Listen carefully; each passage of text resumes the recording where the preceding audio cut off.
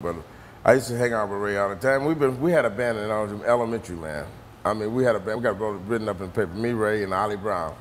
We got written up in papers about our this band in elementary in 8th grade. We were 8 years old and had a band, and we had our own, so created our own songs and stuff. So we go back way back. As a matter of fact, Ray was the one who recommended me for the Stevie gig.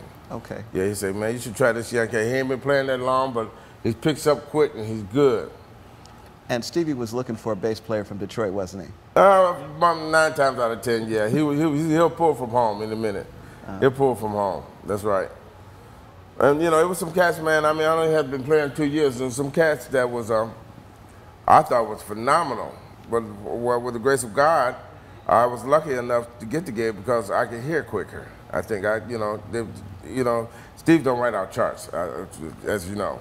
Right. So he would play it, and I would pick it up quicker than others because I self-taught. I self-taught myself. So I learned by hearing. But I played trumpet. I knew I can read too. Okay. I was self-taught. You're also a writer. You wrote Free for Denise Williams, didn't you? Yeah, I was one of the writers with it, yeah. Yeah. Oh, and this is the other thing. Denise, my condolences. She just lost her mother sorry to hear that. Condolences go out to Denise. Fantastic singer. Oh, man, incredible, incredible. It was a spontaneous thing, man. That's when she was working with Steve. We was all together. We was one to love, and we had a great time. And I just sat down and started playing the bass. And she started singing a melody. And then Suse said, I can write the words for it. And then Hank said, why we going to change to here? Make this change right here. And so that's how it came together. It was 4 writers on there.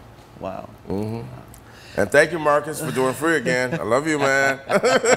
That's Marcus Miller. Yes.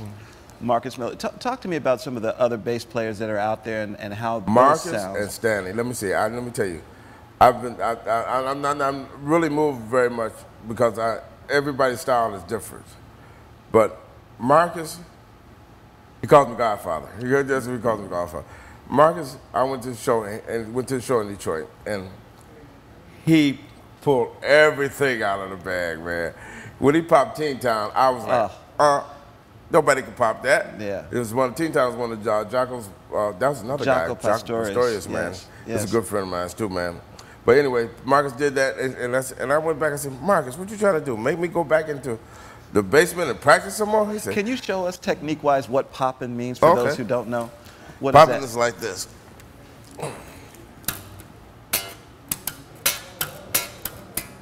Okay, so you're actually using your thumb. Thumb and your fingers. And your finger to pull the string up as you... and the regular way, the original way to play is like this.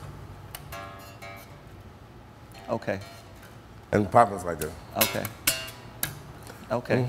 And Marcus Miller, and I've seen him do it. I've watched him do it. He's one of the most phenomenal poppers I've ever seen in my life. Amazing. I mean, and creativity is great. You know, well, Marcus got to, he's great. He's good. Now, what about Stanley? Because I've seen Stanley do some Stanley things. Stanley is the most amazing.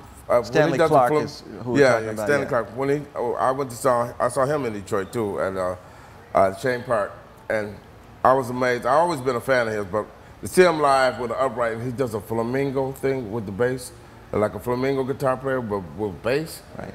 It's the most incredible thing I've seen in a while. Okay. I never was taught on upright, so that's still fascinating. I got one. I got an upright now, and I'm practicing. Thanks to my good friend Ricky Minor gave me one. Okay. We were talking about Ricky Minor giving you a stand-up bass. Yeah, he gave me he overheard me in a conversation with Paul Jackson at a rehearsal we were doing, and I told him I told Paul I would love to learn how to bow my bass, learn how to play upright and bow it. I can play upright, but I never learned how to bow. And he overheard that, and he came to me after the rehearsal, said, "Hey Nate, you got a upright bass?" I said, "No." He said, "You got one now." He gave me his high school bass, man. How cool is that? Good friend, very thoughtful. Beautiful. Thank you, Ricky. So, let's talk about bass lines now.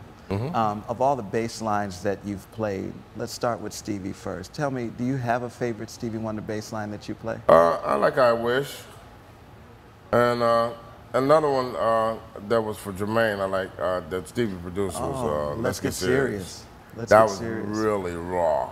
Yeah. That's one of the rawest ones I did. I forgot you played on that, man. Yeah. That's ridiculous. That bass line is amazing. Yeah. Okay. Listen to him. I've heard you talk about Paul McCartney as a melodic bass player. Very melodic. One of the most melodic bass players around. How does that work? Because I know a lot of bass players don't think melodically. You do. Yeah. Tell me about that. Well, the whole thing is about you're trying to make your lines sound like almost like a melody. You know, that's what melodic is. I mean, you to incorporate the song that you're doing and make your bass sing, and make your bass line say a whole nother thing, make it sing. And, you know, and the way you do it, it's just on every individual is different. So, but Paul has been most of his lines has been so melodic. You know, You have a favorite Paul McCartney bass line? yeah, that. Okay. Simple Love Song, I love that one. Ah. And Come Together. Okay. Yeah. So melodic, man. Yeah. It's just like, you know, you can sing the bass part and without even singing the song, Right. you know? Right. You know? So, as we go into 2010, what are you working on right now, Nate? Tell me what's on your calendar. Right now, I'm getting ready to start, hopefully start doing some seminars soon. I like to pass my talent on to different young people, and especially on young musicians and stuff. And I might be setting up a website for me. I don't know. Okay. Well, I know you've got NateWatts.com Yeah, that's up, yeah. and people can see you on that. Yeah. Okay. Okay. And are you back out on tour with Stevie? Yeah, we're going back out next month. I mean, this month. Well, next month, October. We're doing some stuff at the casinos in Syracuse, Connecticut, and Atlantic City. Okay. And you were just on tour with him, right? You came back. You were in Europe. Yeah, went to Europe. I went to Australia. We've been around the States 3 times. And for the last 2 years, we've been rolling. And we have some good reviews. Okay. That's for sure. Beautiful, beautiful, beautiful. Well, what we're going to do in the last few minutes we have is maybe ask you to talk with younger musicians about coming into the music business, and what advice would you give? First of all, be true to yourself. I mean, if you can be committed, you can make it. But remember, always remember, this is the music business. It is a business. So always make sure you know what the business end is. But as far as talent, don't let nobody stop you. I mean, when I first started playing, I was in the basement, and the other guys was going out on the weekend. I said, no, I'm not going. I'm going to stay here. I said, man, oh, man, you ain't going to do nothing with that bass. Come on, go out and party with me. I was dedicated to doing what I was doing, okay? That's what you got to be. You got to be dedicated to doing what you do. If you really love the music, you love the business, you need to just practice and do as much as you can to make yourself better. This has been a wonderful moment to talk with you, Nate, about music. In our last few minutes together, can you tell me on a personal level what sustains you and keeps you funky after all these years? Well, the whole thing is about it. I love what I'm doing. Look, I go to places people pay to go to, okay, and I get paid, you know, and there's no other joy, no other better enlightenment to have people screaming while you're playing, you know what I mean? Hollering, you say your Nate, and they all say, hey! It's the biggest high you're ever going to get, though. It's really, really, that's what keeps me going, just the fact that people still love me. Yeah. Well, you've done so much, Nate, for the bass, for music, your contribution to Stevie Wonder's sound, and I don't want anybody to miss out on the work you've done with artists like Denise Williams and the Pointer Sisters. Pointer Sisters, the Jacksons, Diana Ross, there's so many I can go on. List a few more. Michael Jackson, of course, we talked about.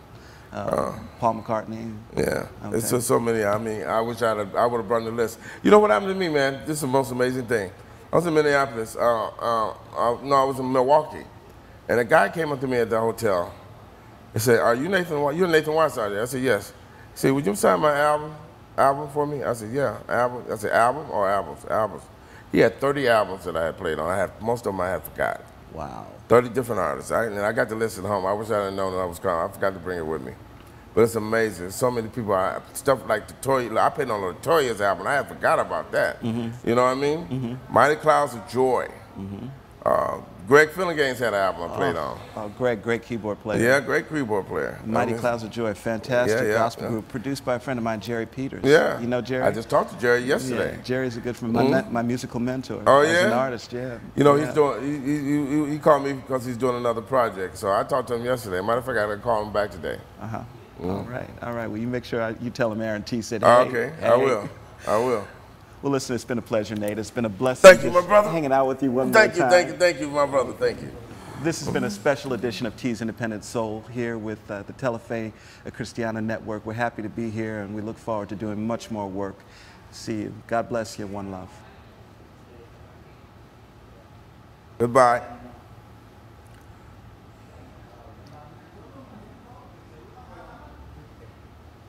Can you check the hands one more time, please? Okay. Uh-huh. Okay. Okay, me dices cuándo. Okay. 1 second. Okay, okay.